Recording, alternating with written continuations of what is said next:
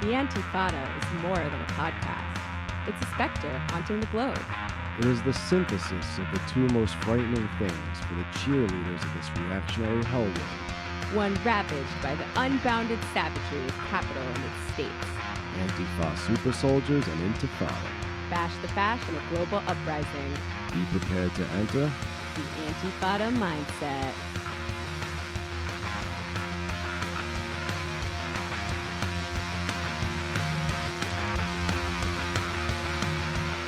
I'm Jamie Peck. and Sean KB. And I'm AP Andy. And we are broadcasting, or more like recording, really, from Left is Best headquarters, about like somewhere adjacent to the Gowanus fucking God. Dude, you know what? Fuck it. Like I don't even. This is a fucking bull. Just stop the spiel. Let's go into the fucking show. Yeah, let's do it. Let's. I guess we'll just start it and see what happens. Yeah, just go ahead. So, damn, we owe our listeners a huge apology on this episode.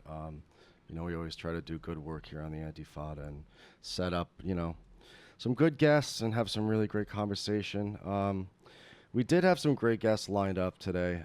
They're friends of the show, Adam Proctor and Amy Therese of the Dead Pundit Society. Great people. We were going to talk about, their big thing, which is socialism for regular-ass people, and how they've worked on their podcast, but most importantly, just across social media, to really try to unite the left and this noxious call-out culture.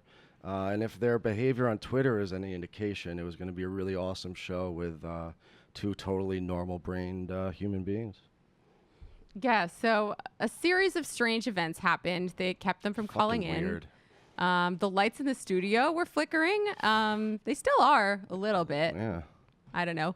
The phone system was acting really strange, which sounds like beeps and boops and static, which is weird because we don't even use the phone system usually. It's really fucked up. It was the strangest thing. Like, they were really freaked out about it, and I don't blame them. It's mysterious, bizarre events happening to keep us from it. But, this whole episode is pretty much fucked. We're going to, I guess, try to do it anyway. So, sorry to the Dead Pundits. We love you both and the great work you do. You're really making the left safe again for straight white male workers, and we hope to have you back another time soon. Yeah. Shout out to Dead Pundits. So as we have no guests today, I guess we'll do our backup episode, which we've had sitting in our back pocket for a while. So I guess we're going to turn it over to Andy to talk about his Posadas research. Yeah, some of the feedback that we've gotten from our awesome patrons on Discord, we talk about a lot of stuff on there. But one thing they were saying, and I don't take this personally, and neither does Jamie, is they want more AP Andy. So, Andy, go for it. Thank you. Finally. Okay, so some listeners might know that I recently had an article in the Outline about Marxist ufology, which I wrote as part of my research into the historical Posadas movement. So while UFOs and aliens were a topic Posadas was interested in, it was a much smaller aspect of his movement than what the Neo-Posadist memesters would have you believe.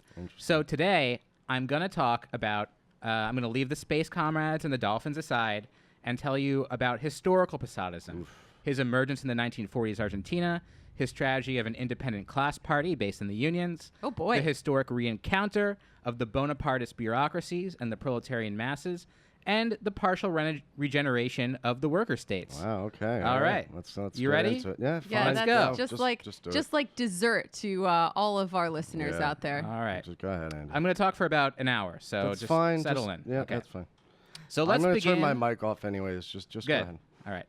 So let's begin in Buenos Aires, 1947. Juan Perón has just consolidated power in the state and the central organ of the workers' movement, the CGT, when a relatively unknown figure named J. Posadas began the Grupo Cuarta Internacional, arguing for an anti-imperialist united front with the Peronist masses.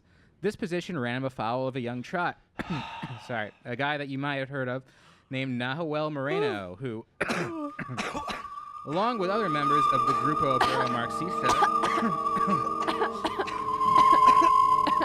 Hold on. Wait, Andy, hold on. Sorry to interrupt, but what's that weird music? And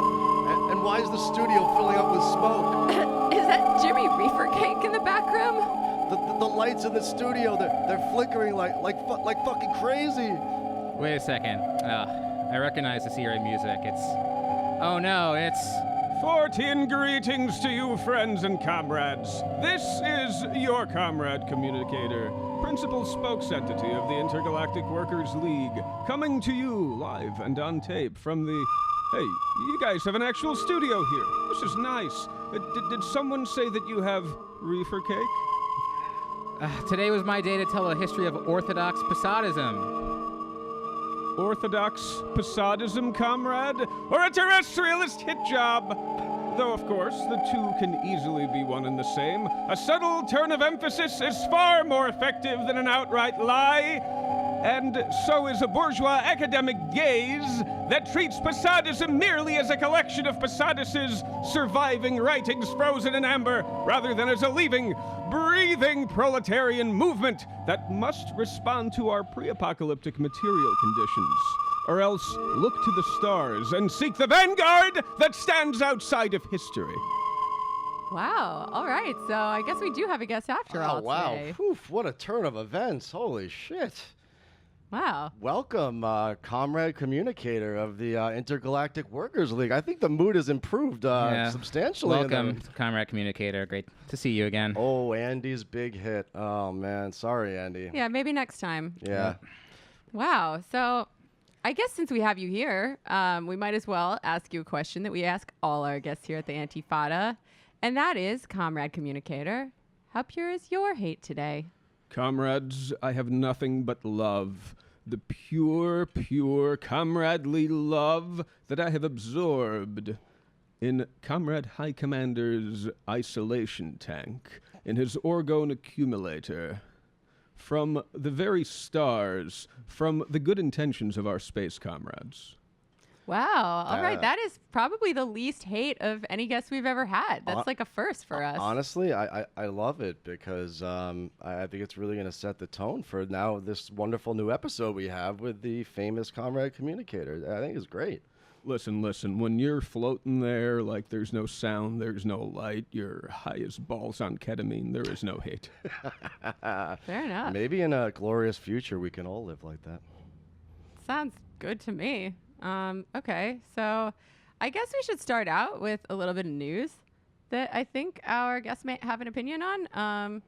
Do you have that sound, Andy? Space, the final frontier. It may be the final frontier on Star Trek, but in real life, it's the next frontier for the military, with plans now unveiled for the 6th branch of service. The United States Air Force. And the first since the creation of the Air Force in 1947. It is not enough to merely have an American presence in space.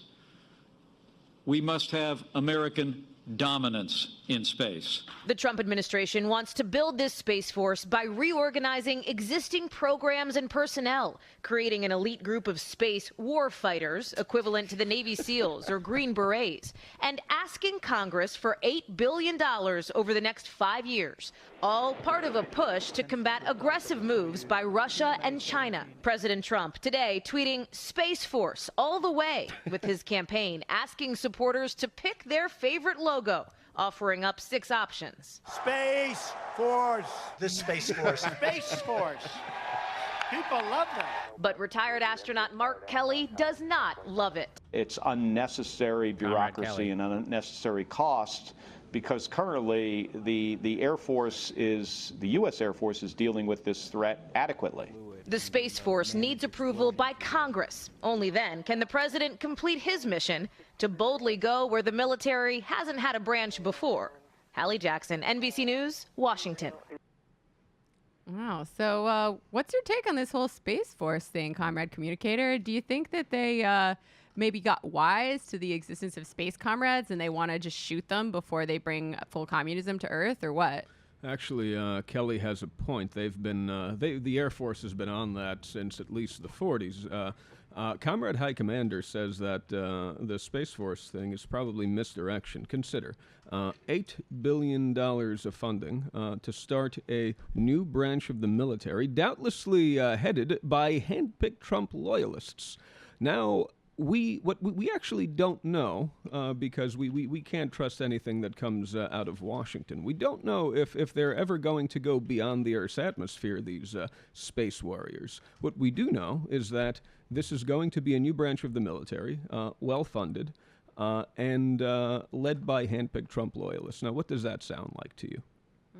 The Air Force has already been doing all that stuff for years. The Men in Black, honestly, the FBI and the CIA handled some of it in cooperation with the old KGB and the FSB right now, strangely enough. So what a lot of people are saying, in fact, what a lot of Internet Posadists are saying, that this is some new, it might be a new effort to militarize space above board. But certainly the Air Force has been handling that enemy alien kind of official state Ikean program of trying to prevent a space comrade contact. So do you think this is really just making public what has always been the case for the last 60, 70 years? No, I think it's a prelude to a coup. Fair A enough. space coup or just a regular Earth coup? The most mundane terrestrialist coup imaginable, or at the very least a jockeying for power. Whether this is true or not, Donald Trump is terrified that the kind of established elites within the institutions of the state can't be trusted to implement his program. I think this is nonsense. The man's paranoid. But he seems he's building a new branch of the military. That's the real story, and one that we don't see the terrestrial press reporting, nor have we seen anyone on the terrestrialist left talk about this, oddly enough, that this is a new branch of the military, that Trump is going to pick who is in charge of it. They are going to be loyal to him. They're going to be, decked out like space marines, but they're going to spend most of their time on Earth. Think about it, friends. But we get to pick the logo, so that makes it good, right? That's a good point. Andy, did you have some thoughts on this? I think what it really signifies the direction that the U.S. government is going now in regards to its former, NASA glory from the 60s and 70s that inspired so many people.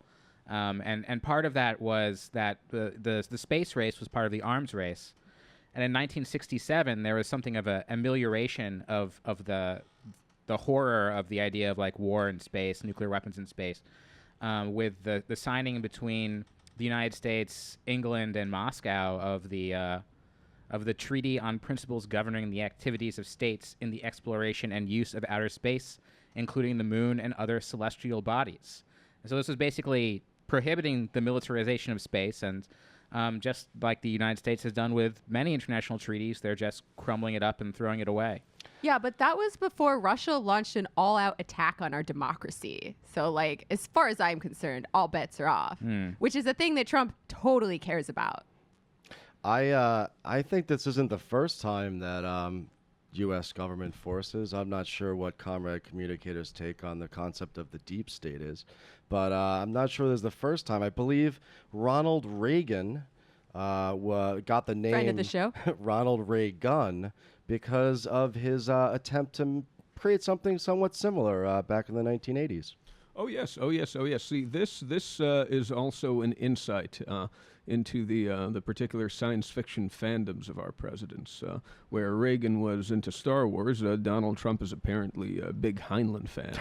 Starship Troopers, yeah. Most certainly. Oh, yeah. I mean, the description of just like all these like fucking beefy military guys with guns in space is just like pure Starship Troopers all the way, which means, everything's going to be fine and no one's going to get eaten by bugs. Here's another clip from the Reagan era Space Force, which he just called Star Wars, which is even less creative than Space Force. Here, an artist's projection of the president's vision. Banning into space, a layered defense to protect the country from nuclear devastation. U.S. spy satellites would watch the world below, detect Soviet missiles blasting off, compute the position and speed of each missile, alert battle stations in space, on Earth. The first first response. Space-based kinetic energy weapons fire high-speed projectiles from hypervelocity guns, So ominous. intercepting enemy missiles as they are boosted through the atmosphere. Popped up into space, Earth-based nuclear-powered X-ray lasers fire their radioactive rays. Yeah, we're going to have to put a link to this in the show notes because it's got really great 80s animation of like Atari-style satellite shooting lasers at missiles labeled CCCP. It's glorious. That's some peak Cold War shit right there. Evil Empire and Atari. Anyone old enough to remember that is Reagan should have just built a Death Star, or Trump should build a Death Star.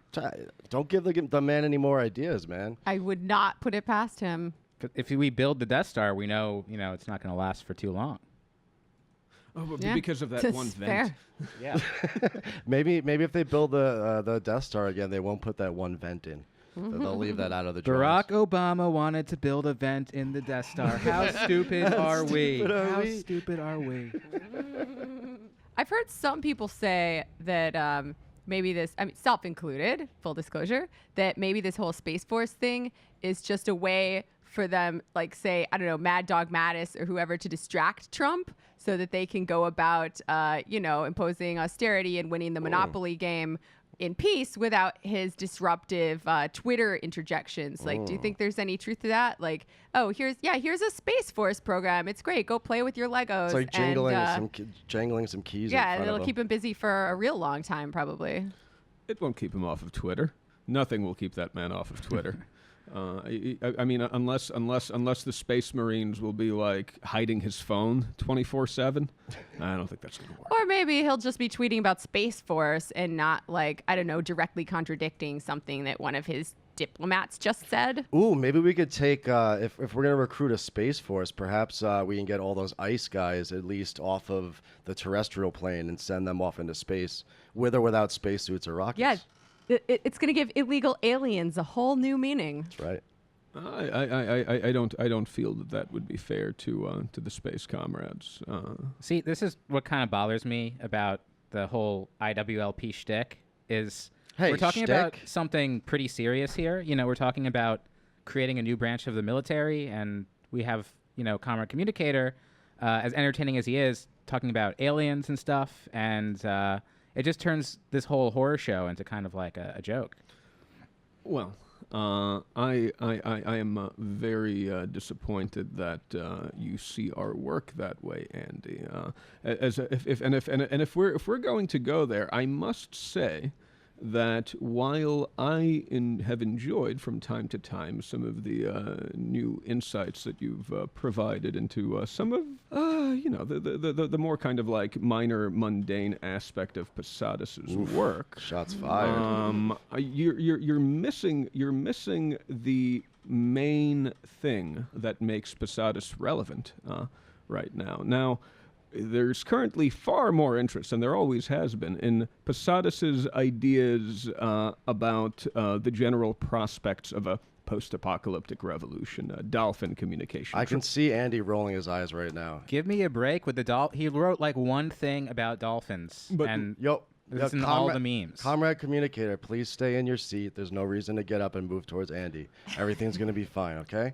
Guys, both of you guys just cool it down, all right? Listen, if you guys are going to bicker about the difference between historical Posadism and Neo-Posadism, I think that the best thing we could do is just have Jamie and I moderate, a decent discussion, a discussion of equals, a free exchange of ideas. We will turn this podcast around, okay? Now, let's settle this once and for all. All right. I have to address something that was just said. Well, first of all, this is a very, very common thing. To say historical Posadism and Neo-Posadism, there are in fact three distinct branches of Posadas thought. There is Orthodox Posadism, which largely doesn't exist anymore, and Andy is attempting to reconstruct, which is a very noble effort.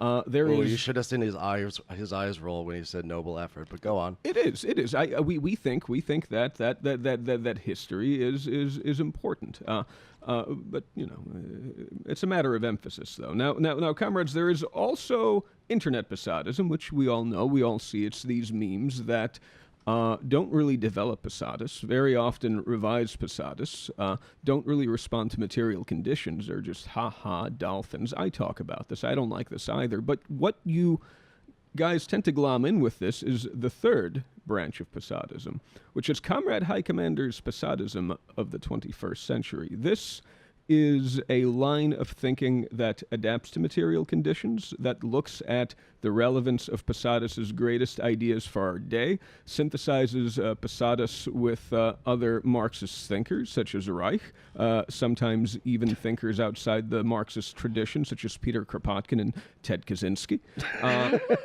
We need to this is a distinction we must make. There are three schools of Posadism, and what Andy is, and they're all historical, mind you. Internet Posadism, what we call Internet Posadism, has a history dating back to at least the 90s. Actually, some of those jokes date back to the contemporary period where Posadas wrote and spoke still, but they became. Well, anyway, I'm getting the wrap up hand from, I won't say who because I'm not rude. Okay, I'm wrapping up. Wow. So maybe if I may act as sort of the interlocutor between these two branches or interpretations of Posadism, maybe we'll go back and forth and give both of you guys a chance to respond to different questions. It'll be like counterfire. Or what's it called? Crossballs. Crossballs. You be Tucker Carlson. I'll be the other asshole. Okay. So, Andy, I know you really wanted to talk about the historical origins of Posadas as having roots in like a Trotskyist split, something to do with South America. Like, can you tell me a little bit about that? Okay, sure. So and no interruptions, please, from our guest, Comrade Communicator. Yes. I certainly won't. I'll be a good boy. So before he was J. Posadas, he was Homero Romulo Fresnelli Cristalli. He was born in 1911 in Buenos Aires, Argentina, to two Italian immigrant parents. And like many of the immigrants to Argentina at the time, which had like the second largest immigration wave after the United States, they were anarchists. They were anarcho-syndicalists in the Fora Union, which was a union that was openly anarcho-communist. And this was actually the center of the workers' movement in Argentina from about 1900 to actually 1917, when the Bolshevik Revolution kind of introduces communism, and a lot of anarchists moved to communists to become anarcho-Bolsheviks, actually. At the same time, there was these waves of really serious repression against the anarchists, so the movement kind of moved towards socialism and communism. And so when Posadas is coming of age in the 20s, he's actually a professional soccer player. And Argentina is also going through this institutional shift where the unions are becoming centralized in the CGT.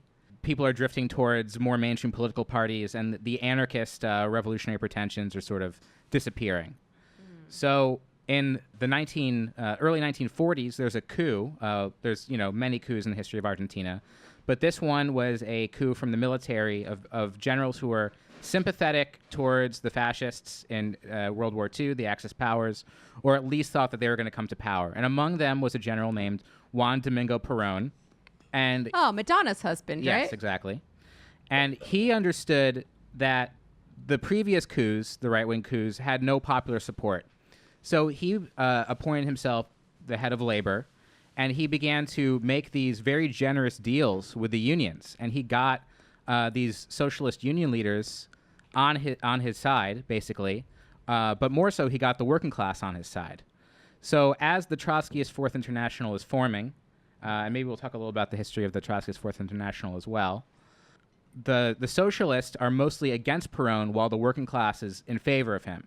So most of the socialists consider Perón to be a fascist. And Cristalli, who was around this time developing the name, or using the nom de guerre Posadas, actually distinguished himself by saying that Perón is not a fascist, he is a Bonapartist, which is sort of a Trotskyist terminology for like a progressive nationalist military leader. And he is going to actually develop the working class and its anti-imperialist sentiments, and that socialists ought to form a anti-imperialist popular front with Perón. And this position eventually won him recognition of the Fourth International, and his Grupo Cuatro Internacional in 1951 is recognized as the section of the Fourth International in Argentina. What you're saying is he was basically like the Lula of his time, no? Well, Lula is like a open socialist or communist or something, so it's a little bit different because Perón didn't have any. He was like a third way figure. He was more like De Gaulle. That was a big trend back then. Now that Andy's given us that great, introduction to historical Posadism, Comrade Communicator, do you want to give us a sort of history of the origins of Neo-Posadism, and also kind of tell us a bit about how Comrade High Commander, synthesized a lot of these ideas into a new theoretical apparatus? Well, to begin with, if I may, and if I may, you could say I may not. I'd like to. You may. Yes, thank you. I'd like to say a few words about the question of focus. Now, as I was saying before, there is a reason why all of this stuff about the unions, about Peronism, deformed worker states. In the post period of the history when Posadas was working on these things, no one has really cared much about it. It doesn't speak to our times. What speaks to our times are the prospects of post-apocalyptic revolution, because we live in pre-apocalyptic times, and the prospect of intervention from the Space Comrades, because that seems to be the only other option other than trying to build socialism on the ashes, which is frankly terrifying. Posadas also wrote about the degenerated worker states, but those have degenerated to the point of collapse over a quarter century ago. That's fair, yeah. While at the same time, the U.S. and Russian Federation still have their nuclear arsenals aimed at one another. And the capitalist elites are, as we speak, twiddling their thumbs while their wealth concentration scheme is quickly destroying our planet's ability to sustain life. How relevant is the trade union movement for the revolutionary prospects of the day? Only to the point where they can develop before the ecology collapses, which, we don't have much. I think he's wrong, and you, the listener, who is interested in the UFOs and the post-apocalyptic creation of socialism and the prospects for it, you are right.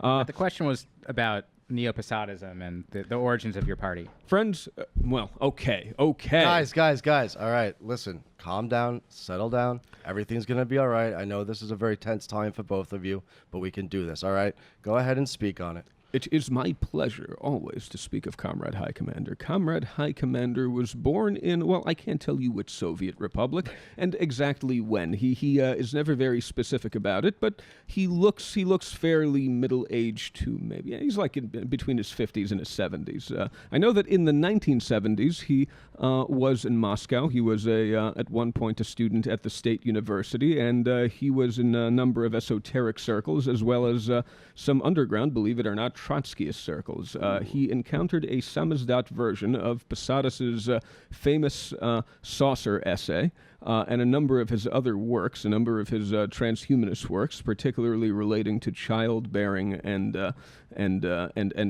child raising and children in space and all of that. Oh, yeah. I was going to ask, what's the deal with the water birth stuff? I've read a little bit about that in Posadism. Is it like the floating baby head in 2001: A Space Odyssey? Is it like that? It might be related, but it has everything to do with the experiments conducted by Professor Igor Cherkovsky, who was also a big dolphin communication guy in the Soviet Union. That's big. And in fact, his method of water birth involves dolphins. Posadas was very into various advances made in the sciences, especially in the Soviet Union.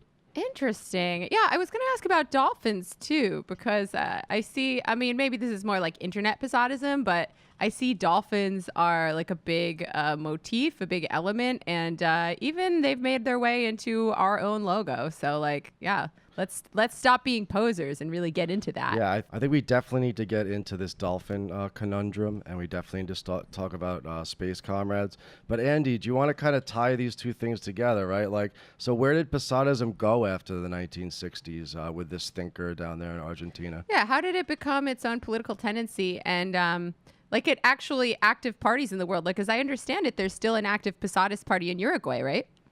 Yeah, I actually met with Raúl Campanesia, the leader of that party, the Partido Obrero Revolucionario Anarquista, who's part of the Frente Amplio. Revisionists! Calm down. He was not aware of the IWLP. He was not in contact with them. Well, we're aware of his grouping. Okay. So when last I left off, Posadas had his section recognized by the Fourth International. And in 1952, the Fourth International had its first split, divided between the Michel Pablos, international secretary of the Fourth International, and the UC of the Fourth International, which was mostly the United States, SWP, and certain British and French sections. So Posadas was with the majority split, and he was put in charge of the Latin American Bureau, which coordinated all of the groups in Latin America. Oh, that's a big area to be the chief of. He was the leader of the majority of Trotskyist groups in Latin America. Wow. How many do you think? How many members do you think they had? I don't know how many members. It wasn't millions, but it was a large percentage of the Trotskyists in the world, because Bolivia had one of the largest Trotskyist movements, if not the largest at that time. Argentina and Uruguay also had a lot of Trotskyists. Brazil and Mexico, and most importantly, perhaps, in Cuba, the only Trotskyist group was organized by Posadas's BLA. So around the end of the 50s, there was, more trouble in the IS of the Fourth International. There's always, Trotskyists are always splitting. And that's why we got 57 flavors. It was exacerbated by the arrest of Michel Pablo in 1960 for forging money and manufacturing arms for the Algerian FLN. Nice. Yeah, I have no objections to that. Can you explain what that was for our listeners who might not know? It was a anti-colonial struggle against the French government in Algeria.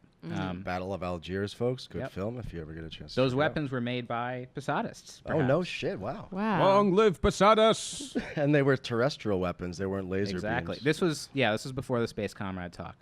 But so in 1960, with his Michel Pablo arrested, Posadas goes to the World Congress of the International and says, okay, you guys are third worldists. You believe that the revolution is not going to happen in Europe, but in Algeria and South America. There was just this revolution in Cuba, and those people are, I'm organizing them. So realistically, the Fourth International should move to South America, and I should be the new secretary of it. And he was never taken seriously as a thinker. He was a very charismatic organizer, a very good coordinator of these sections, and mostly very obedient to Michel Pablo. But now with Pablo out of the picture, Pierre Frank, Libio Maitan, and Ernst Mandel maneuver to kind of sideline Posadas and keep control of the Fourth International in Europe. And Posadas, the next year, has an extraordinary Congress of the Fourth International in Montevideo, Uruguay. And he claims that this is the World Congress of the Fourth International, but he did not invite the European sections. Ooh, sick burn. And he dissolves those sections, proclaims the Fourth International under the control of the Latin American Bureau, and says that this is now the Fourth International. Damn, power move there. So throughout the 60s, he does control, or in the early 60s, he does control a very large Trotskyist movement, the majority of Trotskyists in South America. But quickly, these groups start to splinter because he does a lot of weird things. So you say that Posadas didn't get into the UFO shit until later, right? Maybe like post the 60s period that you're talking about. I know like a very influential text that he wrote where he's talking about aliens was from 1968. So I've heard a narrative floated by some people that Posadas was tortured and as a result kind of lost his mind in the late 60s. And that's when he started talking about the aliens and the dolphins and whatnot. Does Comrade Communicator have an opinion on that? Oh, a very strong opinion, friends and comrades. You know, this is not unique to Posadas. Whenever someone has a kind of groundbreaking opinion that terrifies people, they try to find some like extremely ableist way to discredit it, and this is an example of this. Honestly, I think that people should, and I think that people try to say that Posadas went crazy and he can't be trusted after he was tortured. A lot of comrades were tortured, and we only tend to say this about the ones whose ideas we disagree with. So as far as I can tell, Posadas was never tortured. There's a lot of rumors about him. I've read many hundreds of pages written by Posadas and about his life. He's never said anything about him being tortured. He was only, as far as I know, arrested a couple of times and not tortured during those arrests. The alien stuff comes from a lieutenant in his party named Dante Minizzoli, who I write about in my Marxist-Ufology piece for the outline, who was just always interested in UFOs. He says in an interview that in 1947 he heard about the Roswell incident and the flying saucers in the Argentine press, and he said, those are aliens. Aliens are visiting. And all of his comrades said, yeah, okay, whatever.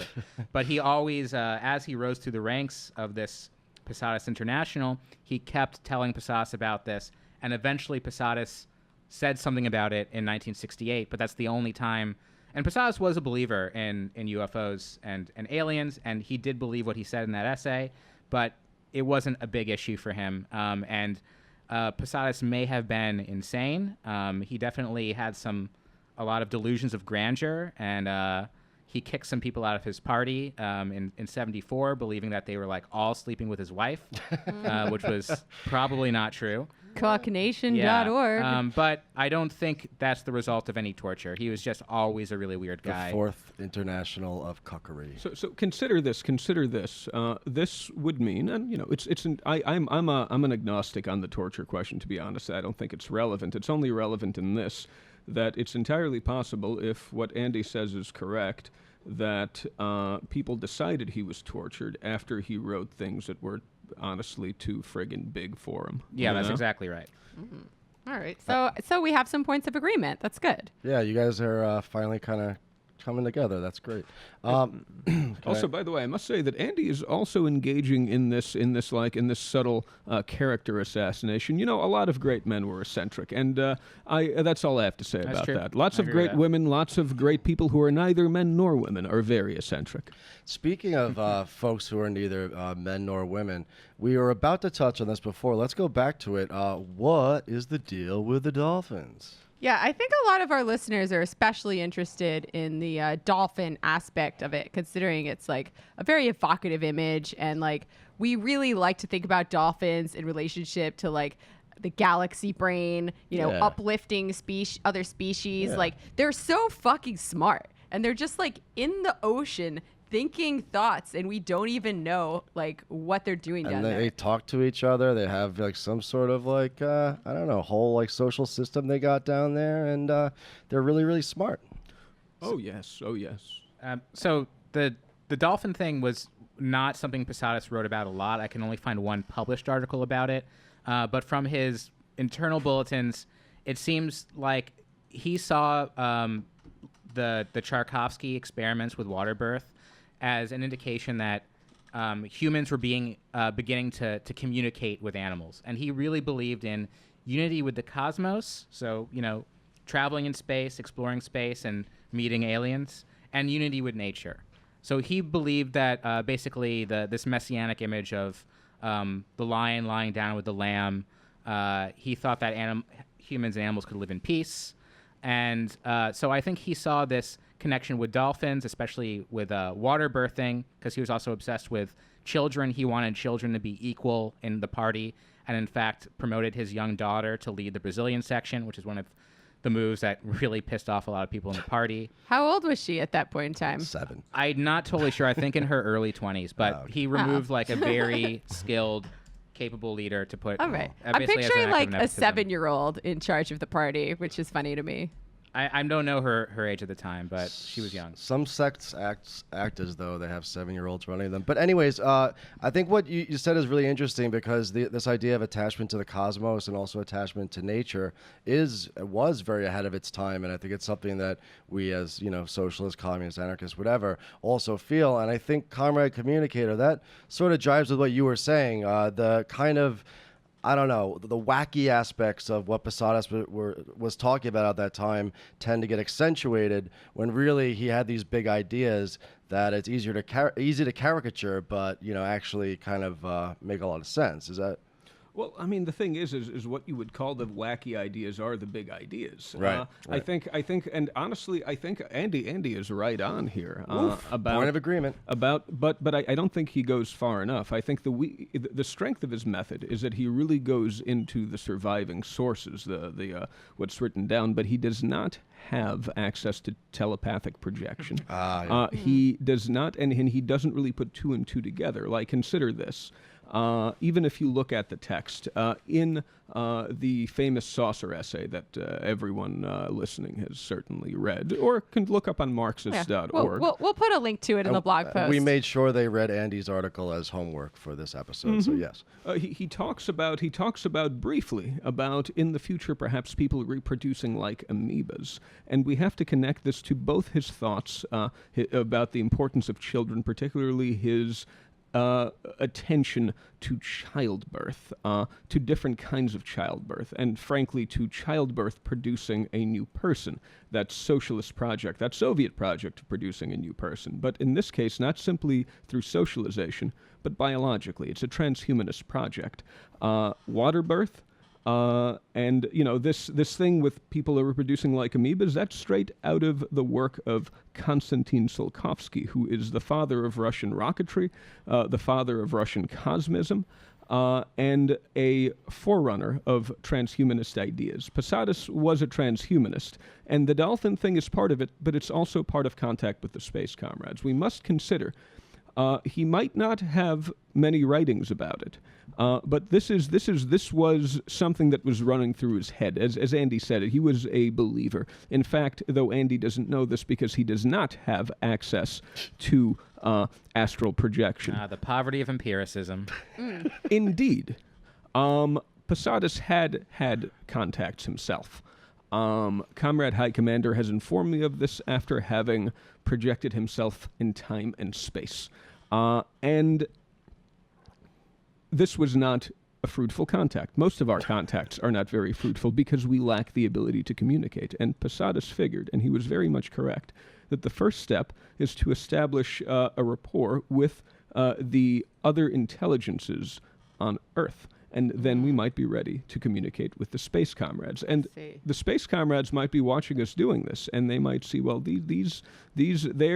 might now be ready for us because they have established a rapport and respect for the intelligences that have evolved side by side with them. Now, it's very interesting because I do think that there is something reflexive about social development and also theories and culture. And one of my favorite movies as a kid was the Star Trek. Splash. That was the best Star Trek. Star Trek Splash. Star Trek, where they go back. It was the prequel to Gung Ho, correct? Was it? I had no idea. There was the Star Trek. Remember the one where they go back in time because they have to get the whales, because whales are the only beings capable of communicating with Space Comrades, let's call them. So they have to go get a whale from the past and then go into the future with the whale. Otherwise, this giant alien weapon is going to destroy the Earth. So in a sense, right, that is a pale reflection, but I think a real reflection of sort of this maybe more cosmic collective sense that human beings need to start integrating our communicative abilities with other creatures. It just expresses itself in this cultural sort of production. Oh yes. And lest we forget, this is something Posadas, we have no evidence that he was into this, but it'd be weird if he wasn't. The aquatic ape theory of human origin. Are you guys familiar with this? No. Do tell. It's the idea most famously promoted by writer Elaine Morgan in the 70s until her death in 2013, that human beings are descended from aquatic apes. This was seen as pseudoscience for a while, but figures as eminent as Sir Attenborough, the great British naturalist whose shows we all watched as babies, is now giving this a second thought because the Serengeti hypothesis has been so thoroughly disproven. Sounds like something Joe Rogan would be into. Oh, well, I'll go on his show after I'm done here if he'll let me on, and I'll speak about it. I think he's got the studio after us, so that might work out. Yeah, we can work that out for you. Yeah, thank you. This is making connections left and right. Yeah. Hell yeah. We kicked Dave Rubin and Ben Shapiro out last week, but Rogan's still good with us. No, it's good. It's good to maintain those connections. So if I may just harp on the Dolphins for one more second. The Dolphins. And sorry, Andy. Yes, the Miami Dolphins. And we all love the team. As well as the vision of reproduction. I feel like Posadas had this almost. It's hard to say if he really idealized this post-sex state of affairs, but he seems to a little bit. If I can quote from his essay, he says, "There is no reason, for example," he's talking about how different the aliens are from humans. "There's no reason, for example, that reproduction must always take place by means of couples. There may also be self-reproduction, Original as poly. is the case for the amoeba. Why could this not also be the case for humans in the future?" And I want to kind of link this up to where he also talks about how nonviolent and how pleasant the aliens are. It sounds like he sees sex as almost like sort of this vulgar, gross, violent thing.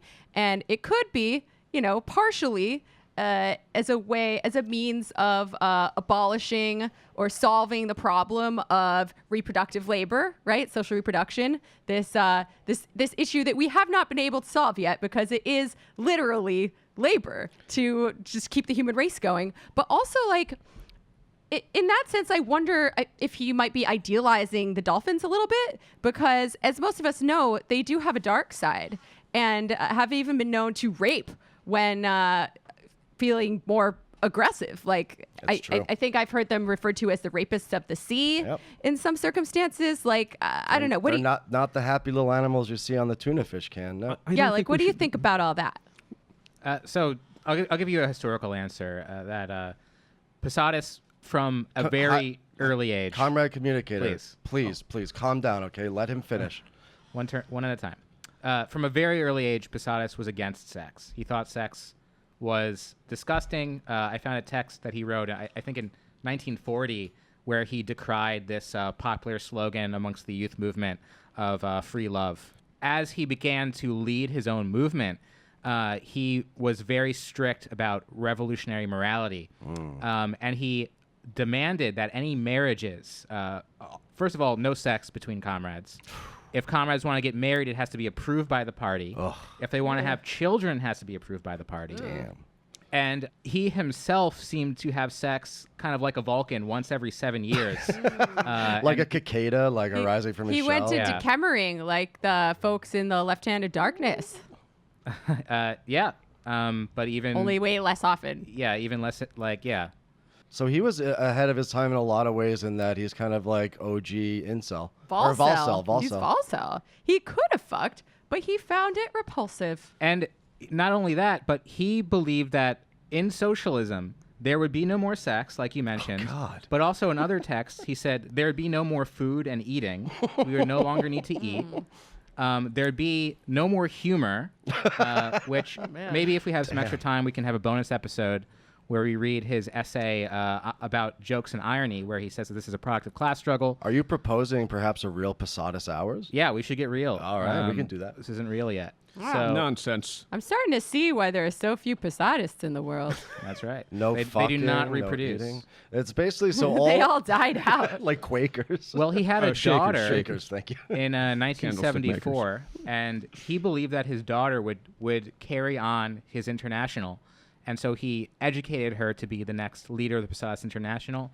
And unfortunately, it seemed she had no interest in that. So now the International is led by his son, who seems to be somewhat capable at leading the International. He's has connections with the Maduro government and with the Russian embassy in Argentina. But it is certainly not the grand International that Posadas envisions.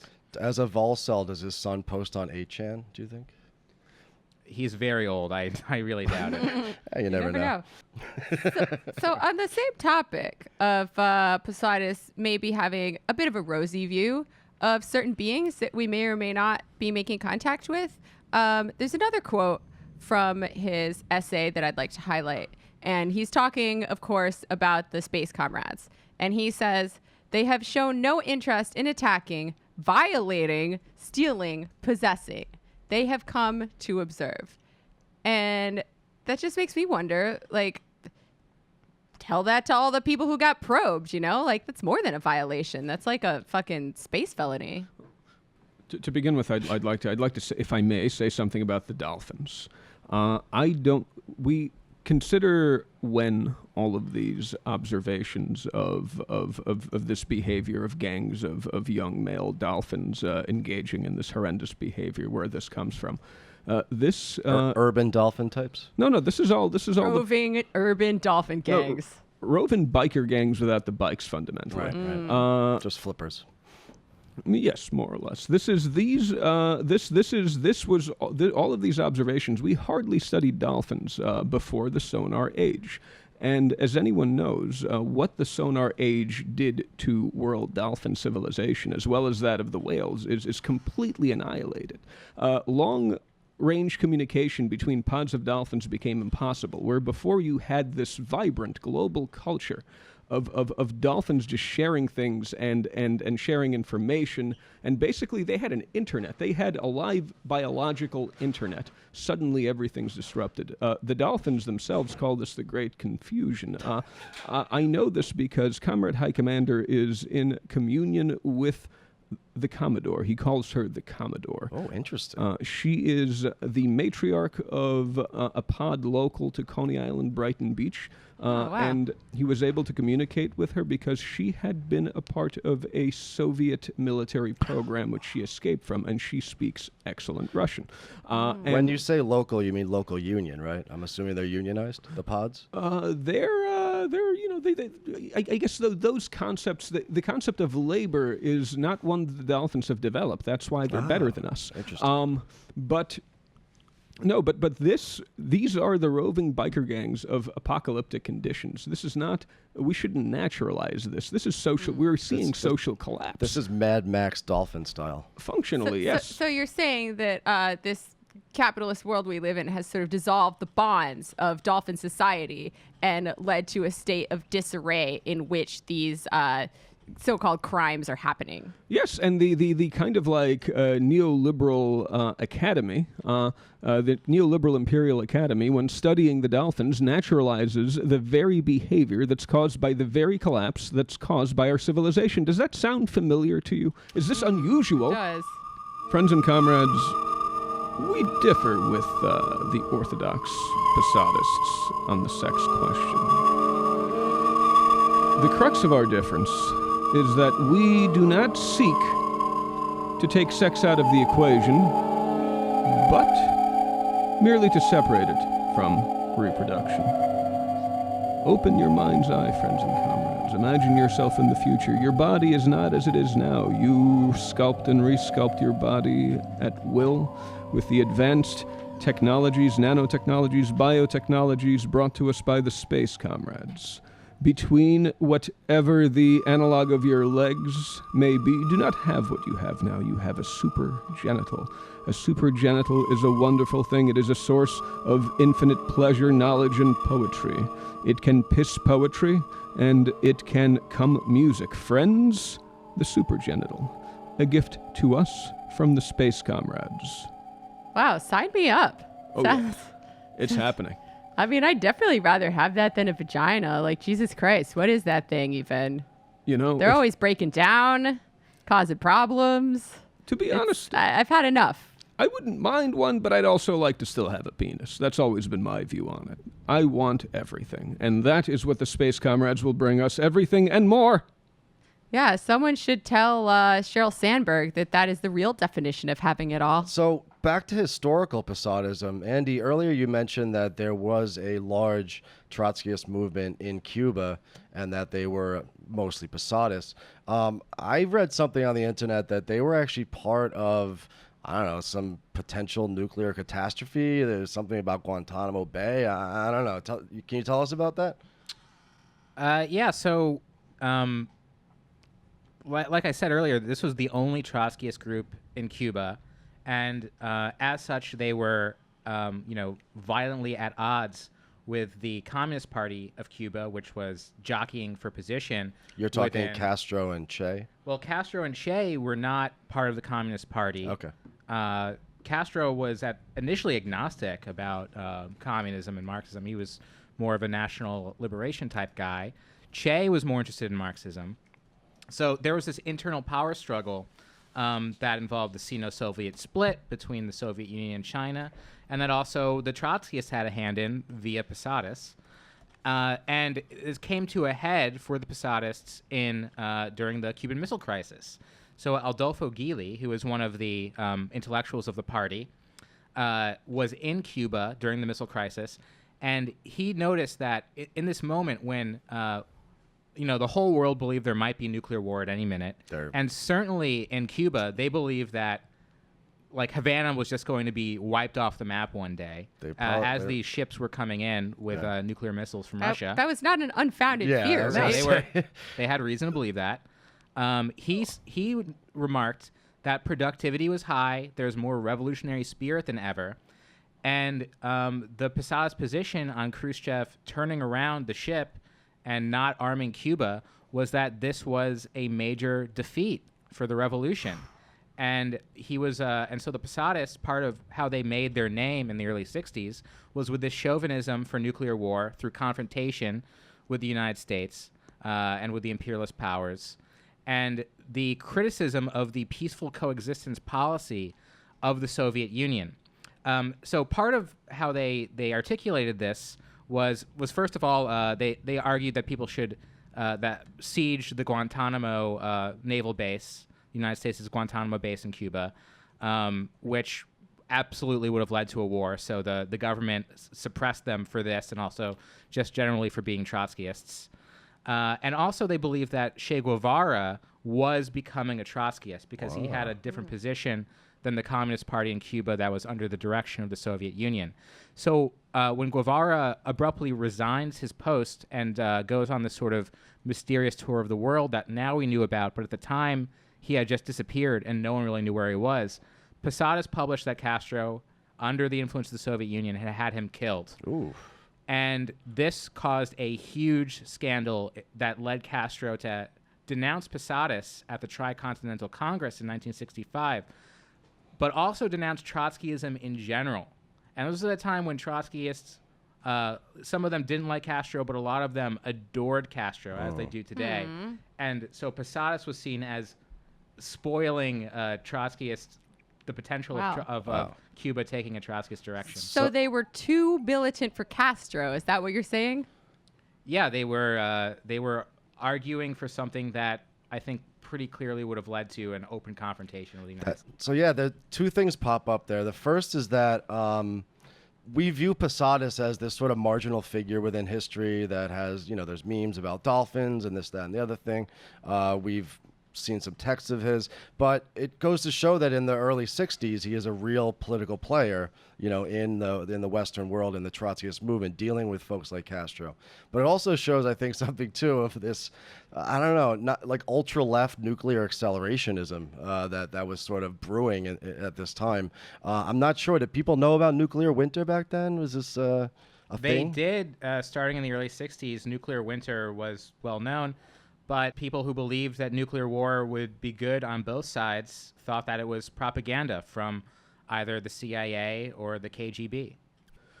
So I just have a few more questions based on the text, if I may, which is, by the way, I feel like we haven't said the name of it yet. It's a 1968 essay by J. Posadas called Flying Saucers, the Transfer of Energy, and the Socialist Future of Mankind. So there are a few more things that I just want to sort of highlight that kind of raised an eyebrow when I came across them. And there's this one quote where he says, "We must suppress the force currently in the hands of the capitalist system, nuclear weapons, destroy all nuclear weapons." Seems a little contradictory. That confused me a little because I know that Posadas are known for sort of welcoming the idea of nuclear war as a way to kind of wipe the slate clean and somehow establish full communism on Earth. He didn't say how to destroy them. Oh, come on, come on. No, it's only contradictory. It's only contradictory if you seek to portray Posadists as wacky. If you seek to slander Posadism. If you basically envision them as sort of futurist anarcho-primitivists.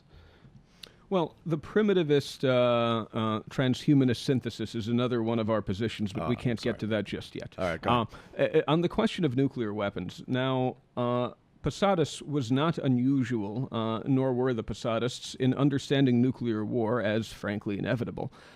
When what looked like nuclear accelerationism was simply it's going to happen, the official policy of both superpowers is mutually assured destruction. Might as well do it on the terms of the workers' states. So it's like now, right, where we're all accelerationists kind of because we don't really have a choice, where we're not like actively wishing these things to happen. We're more like riding the wave. Yes, and in fact, Posadas, he certainly wasn't the only one who wrote about this, but I think he was the best on this, which is using the inevitability of nuclear war in order to actualize that thing that Marx and Engels say is inevitable, which is the rise of socialism, to hitch one inevitability to the other, to make lemonade out of, lemon-scented turds. That's really what it is. We call it the socialism of the inevitable, what will arise in post-apocalyptic conditions. We further extend this to the Thermageddon, the capitalist scene, environmental collapse. That nuclear war is still looming, mind you. Russia and the United States have their nukes aimed squarely at each other. But the thing that we know is coming, and we know more or less when it is coming, and it's coming sooner than we think, is the ecological collapse. And if our plans are to be long-term, and they have to be long-term because we're nowhere as a movement right now, we have to plan long-term, and if we plan long-term, we have to plan for pre-apocalyptic conditions, apocalyptic conditions, and post-apocalyptic conditions when we plan our short, revolution. medium, long-term. So really, Exactly. I assume that the damage wrought on the world by an actual nuclear war would probably be worse than the damage wrought by climate change, but I guess it's a similar concept in theory. Yes. And mind you, we must understand that every successful, just about every successful, large-scale, certainly, socialist revolution has been conducted under apocalyptic conditions. China, after World War II. Russia, after World War I. This is, and in fact, the socialisms that developed under these conditions, they've been described by some comrades as having an inhuman face, at least by implication, that these were inhuman. And that's probably what we're going to get after the nuclear war. This is why, even though Posadas did not write about this much, we see contact with the Space Comrades and preempting the socialism of the inevitable, the only socialism we're going to get according to the way that history is going, with the communism of the impossible, which is to say, contact with the Space Comrades, communism brought forth from the stars, a kind of reverse neutron bomb that takes out all of the structures that are toxic in our society and leaves all the people to live in harmony. That's where it all comes together. So I think the central tension of this question about nuclear war and also contact with aliens as well is this idea that something has to happen, this catastrophe or a deus ex machina, for us to be able to finally have a revolution. And you can find this in Trotsky before World War II. He wrote very vividly about how bad World War II was going to be. He predicted the Shoah. He understood that Stalin and Hitler were going to team up and divide up Europe, destroy the labor movement, and then go to war with one another. But having been through World War I, he believed that as bad as it was going to be, it meant an international revolution out of World War II was inevitable. So when that didn't happen, his followers believed that it was still on the horizon, that World War II would resume or World War III would happen any day, and it would be sparked by capitalism coming into crisis. And before it allowed socialism to spread, it would launch a third world war. So this is, Posadas is like kind of made fun of for having this position, but it comes from positions of Trotskyism directly after World War II. My argument with this, from a Marxist standpoint, is that Marx was very clear in his early writings that history does nothing, that the self-activity of the class, the organization of the proletariat, that creates socialism. Capitalism is prone to crisis, but the major crisis of capitalism is the proletariat organizing and overthrowing it on its own volition. So this actually brings up a very interesting, I think, historical analogy. If socialism, communism is not something that is self-organized by the working class, if you need some sort of external force, like, say, a vanguard party, in order to bring, the gospel and the organizations down to the masses, as has happened in history, is it fair to say that the Space Comrades then are, in a sense, a external vanguard of the proletariat? You could say they're a vanguard that stands outside of history, and in fact, an external and Earth. Right? Oh yes, Yeah. oh yes, that's it exactly. And in fact, an external vanguard is the only vanguard that'll ever work. This is, as a matter of fact, the vanguard presents itself functionally as an external force, and everything that every leftist is waiting for. By the way, it's not just Posadas who are waiting for something. It's not just Trotskyists. We've been talking and writing about this for years. We're all waiting for something to happen, whether it's the next election or a burning dumpster. Financial crisis. Exactly. And Andy is totally on point. It's the self-action of the proletariat in the midst of the crisis that can produce the socialism of the inevitable, and only that. But the crisis, or at the very least a degree of instability in the pre-existing system, is necessary for any revolution. But what we need to actually produce something that we have not yet been able to produce. We need to buck the trend of history. We need something outside of history, something that is not of history, something that can overcome, to paraphrase Marx, the nightmare weight of past generations. So yeah, on that, Marx had a famous quote, and he said, "Nothing human is alien to me." Would it be fair to say then that in a kind of neo-Marxian Posadist take, that nothing alien is human to us? Marx, functionally, Posadism is simply the logical extension of Marxism.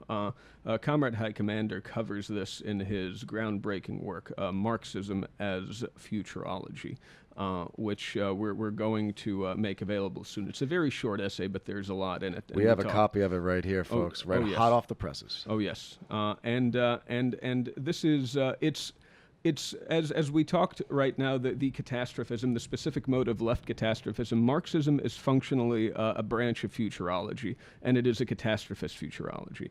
While the catastrophe is not the actor, it is kind of the revolutionary moment itself that the proletariat grabs. That is of interest in Marxist futurology and Marxian futurology in general. The thing we look for. Where do we find the handhold of power?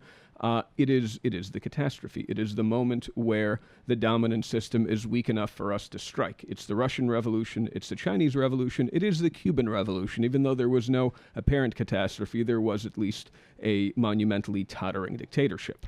Now, we've used two different terms, and I think we've used them interchangeably. The one is catastrophe, and the other is apocalypse. Now, not to get overly pedantic here, but apocalypse means, from the Greek, an unveiling, right, of the truth that's behind the scenes. So it seems like one of the things that we have to grasp is, if there are all these theories and all this kind of circumstantial evidence about these space comrades out there, potentially this vanguard outside of history and off of the planet, why is it that we have not contacted them? Is there some sort of conspiracy? Who is involved? I mean, I'm trying to get my head around this. Well, we don't deal in conspiracies. We think that the entire conspiracianoid mindset, seeing history as a series of conspiracies, is deeply un-Marxian. We deal in facts, and no, we don't think it's actually hard to say. For one thing, we don't know if we think that that they think if we're ready for contact. We don't know if they've yet figured out how to properly communicate with us. As mighty as they are, as advanced as they are, the entire question of attempting direct communication with beings that are so evolutionarily divergent. I mean, we haven't even been able to talk to dolphins or squids properly yet, and we've been at it for a little while, and, our techniques aren't so terrible. So that's one possibility. There certainly have been attempts by the states, both workers' states, deformed worker states, and bourgeois states, to keep the working class from knowing about the Space Comrades. There have been programs to attempt to study them.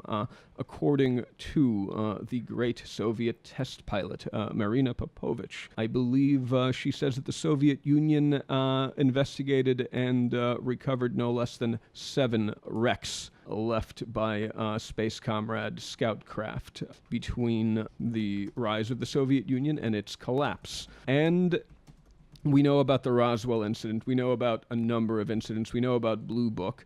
And we know that the question of disclosure is very important. If we know what the state knows about the Space Comrades, that might aid proletarian efforts at contact and investigation. And during the last election, this was the deciding issue. Many people don't know that. I certainly don't know. Tell us. Oh, yes. Hillary Clinton made a very unusual campaign promise that was reported on kind of jokingly, as this stuff usually is. You all know Chomsky's propaganda model. That's what it is. Of course, yeah. You report on things, but then you report them as wacky, or this is the propaganda model. And she promised disclosure. She promised UFO disclosure, and then Obama said, I've got the audio here, actually. Oh, let's listen to the That's right. When we had your husband, President Clinton, on this show, he said, I asked him about UFOs in Area 51, and if he looked in, because if I was president, that's the first thing I do. I go right into those files and see what was going on. Right. And he said that he did do that. Yes. And that he didn't find anything. Well, I'm gonna do it again. Yeah, why not? Right? And there's a new name. It's unexplained aerial phenomenon. So that's Hillary on Jimmy Kimmel, March 24th, 2016. And my theory on this is that John Podesta was trying to get her to win over InfoWars people with this nonsense. So they wouldn't. Good luck with that. So they wouldn't investigate Pizzagate. Or something? Actually, no. I have a slight modification to that theory. That's what John Podesta told her. John Podesta is actually really into this stuff himself. He is big in the ufology scene. I wonder why. Not I just wonder an what idiot. he So could he possibly thought- be trying to distract people from looking into further. I don't think he's trying to distract people. I think he has a genuine interest. I think he's scum. But a lot of, not everyone who has the right idea about the flying saucers and that they should be investigated is necessarily going to be right about everything else. That's all I'm saying. That kind of dovetails with another thing that I wanted to ask you about from the text, where he says, capitalism has no interest in UFOs and as such makes no research into them. It has no interest in occupying itself with these matters because they cannot reap profits, nor are they useful to capitalism. And I think that might be contradicted by the revelation that our government actually has put money into this, maybe as a disinformation campaign. Who knows? I feel like you guys both have thoughts on this. But before you guys weigh in on it, I mean, I think that given this conversation and what I can gather from it, perhaps there needs to be a proletarian exploration. Perhaps we can't rely on the capitalist class and its states. We need, as proles, to self-organize a sort of expedition and analysis, some research on this. Well, this is what I talk about in my essay for the outline about Marxist ufology. This thing that came out in December in the New York Times about the Pentagon spending millions of dollars on UFO research.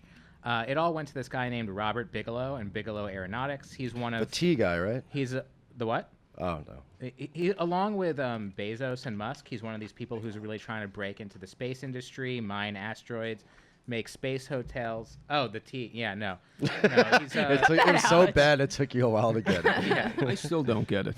Stupid. It's not Bigelow funny. T. I'm sorry, go. So I'm going to spill some tea on Bigelow right now. That stuff's good. I'm going to spill some tea on Bigelow right now and his boy from Blink-182, Tom DeLonge. So Tom DeLonge has something called To the Stars Academy, which, like Bigelow Aeronautics, is trying to, this is what they say themselves, reverse engineer a UFO and UFO technology. So they're getting this money from the Pentagon. They claim they have material from crashed UFOs, possibly from Roswell. So basically Roswell, at least it was part of the government. At least the research was for the interests of the United States. Now it's in the hands of a private corporation, and they're trying to make patent the technology that they find. Not only that, but Tom DeLonge, to the Stars Academy, is trying to make his own version of MUFON. MUFON is the Mutual UFO Network, where people cooperatively investigate UFOs. This was a group started largely by Hynek and Vallée, two of the great ufologists. And Tom DeLonge wants people to start doing this in the interest of his private corporation. Shit. So it's not even capital, it's not even the bourgeois state anymore. You know, we see this with Musk as well. The capitalist class seems like it's organizing itself in order to make inroads into space. Well, I mean, to begin with Posadas, this is something that we disagree with Posadas on. He was just wrong. He turned out to be wrong. He turned out to be right about a lot of things, but he didn't have the information that we have now, and he was wrong about bourgeois states' He wasn't interests in perfect. UFOs. He wasn't perfect. No, we don't say that he was. But as far as this stuff goes, the interesting thing is look at what they're focusing on. They're focusing on their aircraft. This is nonsense. This is missing the true treasure for the treasure chest. What they have and that we don't have, and that I don't think we've been able to develop so far, we've been trying for years, is communism. It is an egalitarian social system where they don't need war, they don't need violence. They are decent, rational, emotional beings. They've managed to get to space and to other stars before drowning their planets in the effluence left behind by their industry. They've managed to get their stuff together. How did they do that? What is their secret? What kind of social order do they have, and how can we emulate it? That's really what we should be trying to reverse engineer, and I don't think we can do that without direct, friendly contact. That's fascinating because, you know, even back as far as the Communist Manifesto, you know, Marx is talking about, you know, this kind of grubbiness of like the material world under capitalism. And one of the things, of course, that separates Marx from the bourgeois economists is that he wasn't interested in just material things like spacecrafts and supply and demand. He was interested in social relations, right? So, of course, when the capitalists go to space, it's about profit-making things. But what your High Commander is basically pointing to is that we need to be looking to space in order to change the relations of production and ultimately the mode of production in order to free all of humanity from the bounds not just of capitalism but from this terrestrial sphere. Yes, and for that we need to begin with dolphin communication and move on to the Space Comrades. I mean, do you think there's something to be said for sort of a competing view of like capitalist space exploration? Because to me, I mean, these people probably don't believe in the existence of the Space Comrades, but it seems like to me, space is just another commons that everybody's racing to capitalize on and enclose before our competing powers can do that. And militarize as well. And yeah, in the you know, the traditional way where we use our military power in order to advance the business sector's economic interests. Basically like primitive accumulation in space. Yeah, like do you think there's something to be said for that? Oh yeah, I think you said it so well that I can't say it better. All right, that's high praise coming from Comrade Communicator. So I just want to go back to the nuclear war thing for a second and push back on some of what you said, because I think a lot of people rightly find it pretty alarming, the degree to which Posadists are sort of okay with the idea of impending nuclear catastrophe. Maybe they don't think there's anything we can do about it. Maybe they don't think there's anything we should do about it. But just the idea that we could have any kind of human society following a global nuclear war, like, it's going to be a hard sell for a lot of people. Like, aren't we going to have like nuclear winter? And like, I guess if there's no more humans, there's no more capitalism, but that's not really what any of us want, is it? Revolution is no rose garden, comrade. It's going to be very hard, and the socialism that is built in the aftermath is going to be hellish. But so is the socialism built in the aftermath of the collapse of the Russian state. It'll be even hellish, probably, but I think there's something intensely optimistic, whether or not we can build a society after the nuclear war. If the nuclear war is inevitable, I think it's better to think that we can and to attempt to do it. So you do think that there will still be some like segment of humanity, some number of humans that are still alive and not like completely burdened by like horrible deformities and terminal cancer and whatnot? Oh, it'll be a deformed worker state. Well, but I have to say, this is again Pascal's wager. Think about it. Let's say there's no one left, and we're wrong. Capitalism's over. And no. So what if we're wrong? So what if we were right? But if we're right, and there's someone left, that someone might have the tools of building socialism in one irradiated hellscape. You know, the other thing is that in Silicon Valley right now, there is this huge kind of transhumanist futurism that's going on. And it's this conception that we're going to use nanotechnology and computers, perhaps bionic limbs, in order to create a better human, a human that not only can, perform better tasks, think better, but potentially even live forever. Now, within this deformed worker state, radiation can cause all sorts of different, mutations.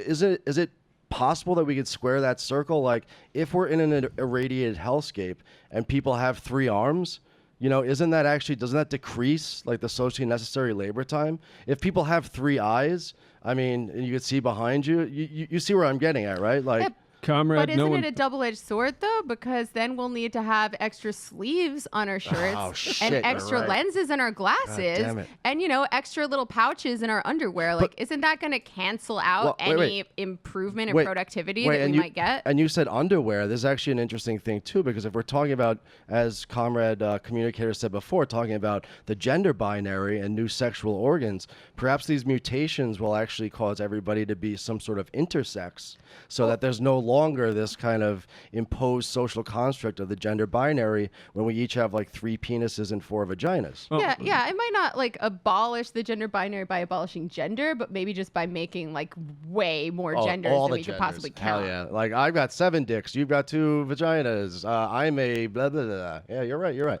I think you have too much confidence in the biological basis of social gender. Oh, they could, they could just, we could all have like different numbers of dicks, vaginas, the body that the lion scared, basically.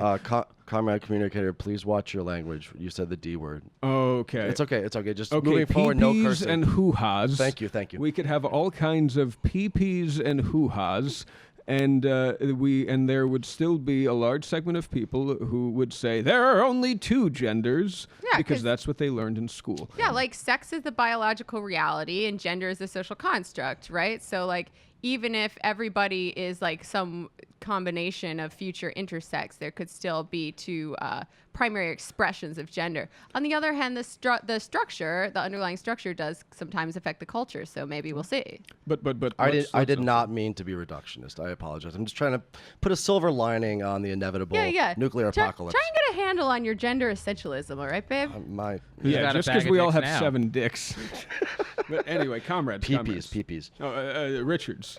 I meant my friend Richard Wagner. Well, not really a friend of mine, but I like his music. My friend Richard Nixon, not my friend either. Richard Wolf. Digging myself. Oh yeah. Richard Wolf. Dick. Good old. Yes, Moby Richard. No. You can't say the D word. A bag of Marxist theorists. There we go. But co-ops for all. I just want to say we're not like the. I hate the Posadas is going to have to bring this down to earth. We're not all going to have extra limbs. We're all going to be riddled with cancer. Yeah, so like, how's that going to work? It's going to be horrible. That's why we need the Space Comrades to preempt it. I don't see how we're going to do it otherwise. Is it Anvar Hoxha? Is that how you pronounce it? Mm-hmm. Okay. So famously, Enver Hoxha. It's pronounced Enver Hoxha. Oh, shit. Thank you, sir. We got a real Albanian speaker here.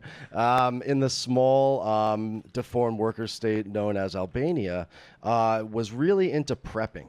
And part of his kind of, revolutionary or state program was for there to be a pillbox, in every backyard. When the war came with the capitalist powers, every proletarian or every proletarian family or community would be prepared to fight off the capitalist invaders. Is there a sense in which maybe this Hoxha conception could be married with a kind of a futurist Posadist program? Right. Well, first transitional program, at least. First, one word on the famous one bunker per goat program in Albania. This is the interesting thing. Do you know which invasion he was preparing for? Yugoslavia. Yes, and Greece. Yugoslavia. Now, this is the kicker.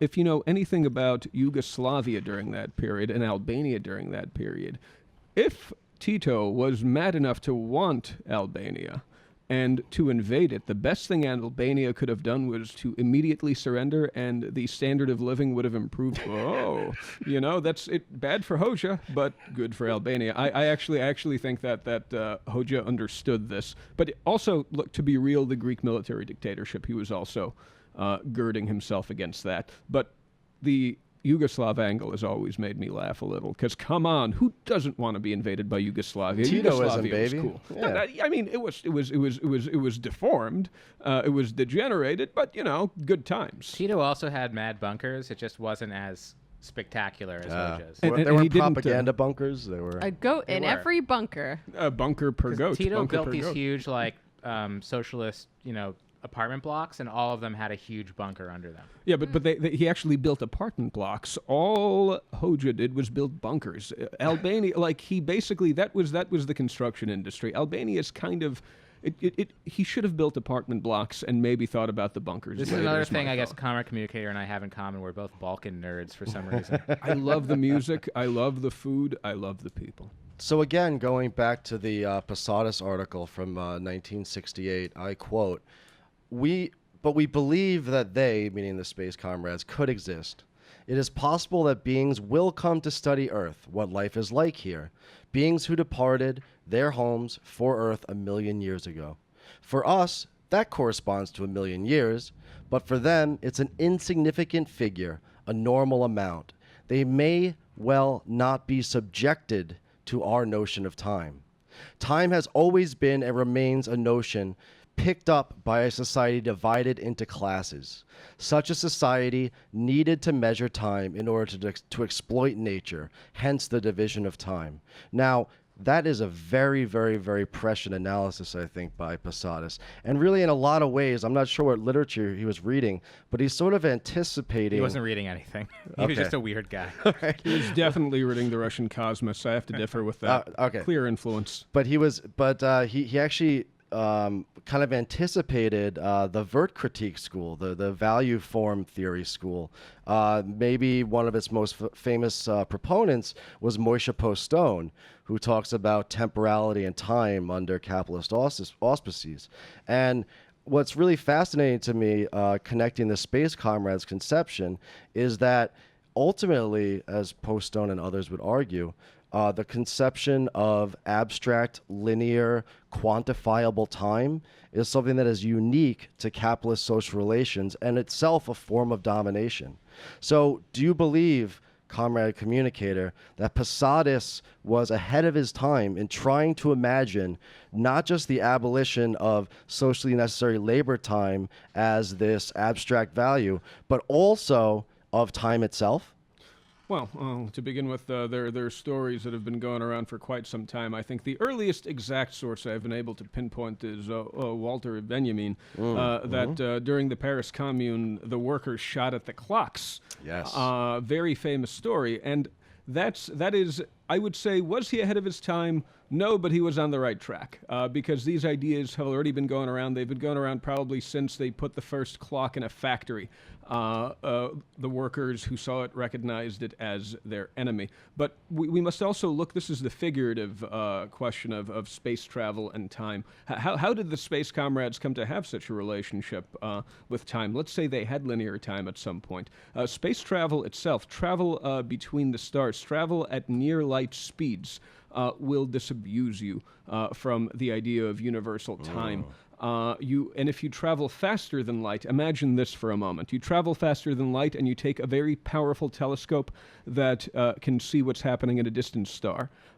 And by the time you arrive at your destination, you could look into the past of your planet from where you are. Simply because the light isn't getting there. And you felt like you just, you've been on the ship for a year. And then you come back and you're in the distant future. So part of, I'm just guessing here, but is part of High Commander's program and research into astral projection, basically what Marx said in the Grundrisse, which is the annihilation of space through time? Well, in this case, it's the annihilation of space and time through the power of thought. There is a Soviet saying that I see some people of my parents' generation sometimes pull out, and this must come from Cosmism. I hear Comrade High Commander say this, and that is, the speed of thought is faster than the speed of time. Or rather, the speed of thought is faster than the speed of light. While this may not be literally true in a way that we understand it, the sparks in the brain, the synapse is certainly much slower than the speed of light. However, we can, with sufficient training, project ourselves without any question of the laws of space and time. So it's not this sort of separation between idealism and materialism. It's using materialism to create ideation. No, comrade, it is even more than that. It is a materialism that is sufficiently advanced as to be indistinguishable from idealism. Fuck yeah. Wow. So, Killed it. Now that's what I call a synthesis.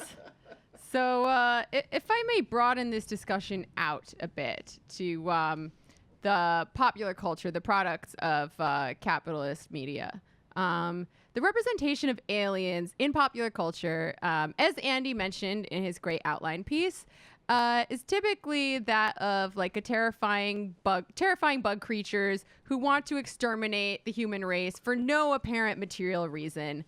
I think Will Smith says like, "Welcome to Earth, bitch," before he punches an alien in the face. Or maybe he doesn't say bitch because Will Smith doesn't swear. He probably says like, "Welcome to Earth, yo," or something. Like DJ Jesse Jeff swears a lot, though. Yeah. The representation of aliens in popular culture seems like, to me, and maybe, feel free to shoot this down, so to speak, but it seems like, do you think it's a bit of projection, maybe, on the part of a jingoistic American culture, that we think that they are terrifying bug creatures who want to kill us because that's what we want to do to aliens, whether they're like, undocumented humans or actual aliens in the sky? Or nature itself. You're correct, but I think you're being slightly too charitable. Who else is portrayed in this way? Well, for example, communists. And that, as we know, was a program during the Cold War to get the media on board to present a certain kind of view of the enemy for fear that the American worker would see them as allies. Now, notice when you had you had this pop up earlier, because it's natural to imagine outside scary. It's xenophobia, it's neophobia, but you had a real glut of these films after the Roswell incident. After the U.S. government learned something about the Space Comrades, you saw all of these movies nonstop, with a few exceptions, as I said earlier, the propaganda model. But the high pitch was enemy alien propaganda, as we call it. And we see a radical version of it, a kind of a fascist reflection of the capitalist enemy alien propaganda later in the work of David Icke. So something that I mentioned in the outline piece is the work of Dante Minizzoli, who was a major intellectual of the Posadist movement and the inspiration for Posadas' Flying Saucer essay. In the 1980s, he became a ufologist full-time, and he interpreted the fall, the glasnost and the fall of the Soviet Union as finally making the conditions right for there to be first contact, because he believed that the aliens were here, they were watching us, they were waiting for the right moment, and he thought that as many socialists and Trotskyists did at the time, that the fall of the Soviet Union would mean this unleashing of socialist forces that would spread like outside the Iron Curtain. Of course, that didn't happen. Instead of globalization of neoliberal hell. Exactly. Yeah. But he was concerned, and he was sending letters to all the ufologists he could, saying, if you get some information about an alien invasion right now, be careful that it's not CIA propaganda, because the Reagan administration had met with the Soviet Union and come to an agreement, this is true, that if there was an alien invasion, they would unite to fight it. This was in like the mid-'80s, like during the Star Wars program. And of course, the Marxist-Ufologists were very optimistic that aliens would bring socialism to the planet. So he saw exactly what the Neo-Posadists are talking about, that there's going to be enemy alien propaganda from the CIA through the ufologists, and it's not unreasonable to think that there would be messages in science fiction as well. And that squares with the Trotskyist line of thinking, right? That both American capitalism and Soviet communism under Stalin were both sort of counter-revolutionary bastardizations of human society, right? Yeah, and yet they critically supported Stalin with all of these horrors, and we this is why we say instead of critically supporting at this point not even deformed worker states but various neoliberal dictatorships, instead of offering them critical support, which functionally it used to mean support with criticism, with intense criticism, now it means support with howaboutism. Instead of critical support, we ask people to offer critical belief in the Space Comrades, much as we offer critical support to various forces that we believe might be useful politically, even though we really wouldn't otherwise support them, even if you Bernie think that... Sanders? Yes, Bernie Sanders, Bashar al-Assad, Adolf Hitler, probably if he was alive today, because he's fighting American imperialism, right? But can I say that on the air? But anyway, It's fine. Instead, we suggest similarly, because there is no other path to communism or socialism other than through total collapse that anyone has yet outlined. We need to have critical belief in the Space Comrades, at the very least, even if you think it's ridiculous, because it's politically expedient. Now, you had mentioned briefly David Icke. Is he part of the enemy alien propaganda? Is he a useful idiot? Or is he spreading disinformation just whole cloth out of his own head? Oh, space-age fascism waiting in the wings in case the Space Comrades do manage to contact the workers, in case the workers do manage to contact the Space Comrades. You will see Ikeism become the official ideology of every bourgeois state. This is much as the bourgeoisie flocked to fascism when the workers' movement seemed on the verge of victory. When they feared for their property, so too will they flock to Ikeist, Jonesist ideas about the Space Comrades and ways of doing things as soon as the threat from the Space Comrades to the existing order becomes imminent. I watched They Live recently, and it's a very Ikeist, Jonesist movie where you put on sunglasses and you recognize that there are these, aliens or interdimensional beings controlling society, but yet it has an incredible class analysis. And the most interesting thing about the plot of the movie is that this working class guy who's very patriotic refuses, he's a construction worker, he refuses to have beef with his boss. as soon as he puts on these glasses and recognizes that society is being controlled by a bourgeois class of aliens, he grabs a gun and starts killing all of them. Mm-hmm. He goes into a bank and starts killing the tellers at the bank. Like the guy did a Comet ping pong, right? We don't think that this is intended, because Carpenter, I think he has like halfway decent politics. I don't think he meant it that way, but it was actually a pretty Strasserist film when you get down to it. Because what is it that finally gets the worker to rise up against the bosses who've been, can I say the S word? Sure, go ahead. They've been screwing him. They've been screwing him every which way, and that's not enough. But you know what? It ain't humans that's screwing me. It's them space skeletons. And right, he goes in there with the gun, and this is distressing. This is an unintentionally Strasserist film. It's interesting because Stormfront loves it, by the way. Sorry to interrupt. No, that's a good tidbit. It's interesting because so much of I think popular culture, especially nowadays, and even back in the '80s, is sort of grasping at the truth. The grasping of the exploitation and alienation and the destruction of the planet and human potentials that capitalism and its states represent. I think that Carpenter in that film, like many others, almost gets to that point.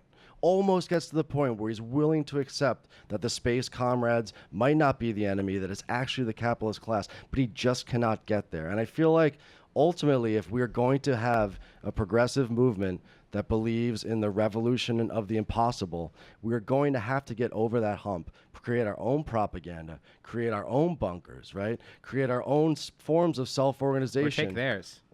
Yes, expropriate, exactly. Thank you. Musk, right? Musk, as much as we hate him as a capitalist scumbag, right? He is doing a lot of the heavy lifting right now. If we can merely expropriate SpaceX, right, there is a potential that we might be able to accelerate the joining of Space Comrades, undersea dolphin civilization, and the proletarian struggle in order to overthrow the existing order.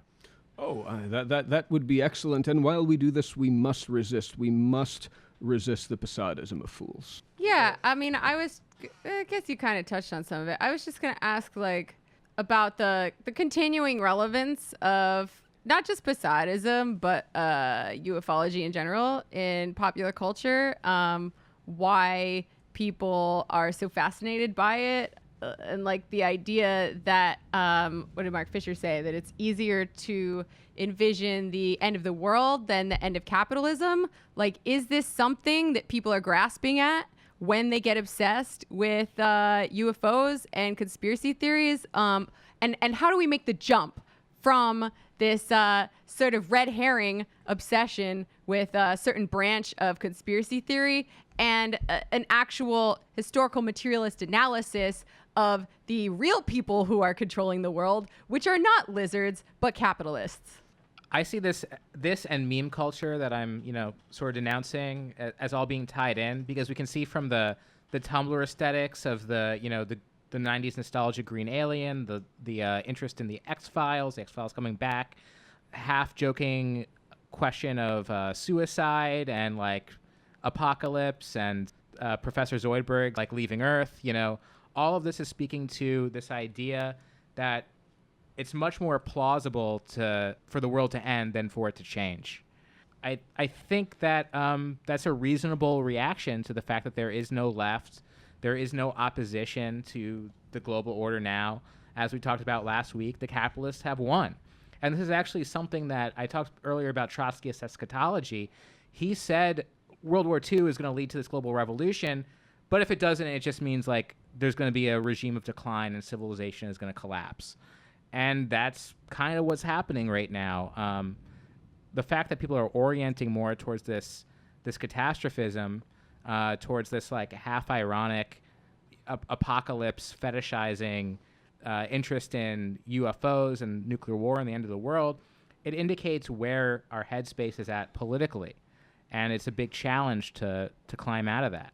Oh, you mean eating Tide Pods is not an expression of millennial optimism? Well, we talked about pods earlier. We're podcasting right now. Tide pods look like a UFO. It all comes first. I think in the movie Cocoon, the aliens were in pods. And what about the tides? What about the tides? The sea from which we all came from as aquatic apes, the sea that house our sea comrades, and the sea that is a metaphor for the vastness of space. Well, Comrade Communicator, thank you so much for coming on. It was really, really enlightening, and I think that our viewers are going to be very happy to hear your voice and this interview, where you really did a great job of kind of exploring Posadism. And thank you, Andy, also for bringing a historical basis to this. And I hope when you guys leave this studio, you don't pull out switchblades and start fighting over the true meaning of what Posadism means. Maybe a Chris knife. Makes us strong. Solidarity forever. Solidarity forever. Solidarity forever. For the union makes us strong. In our hands is placed a power greater than their hoarded gold, greater than the might of atoms, greater than the might of atoms, the might of atoms, atoms, atoms, atoms, atoms, atoms,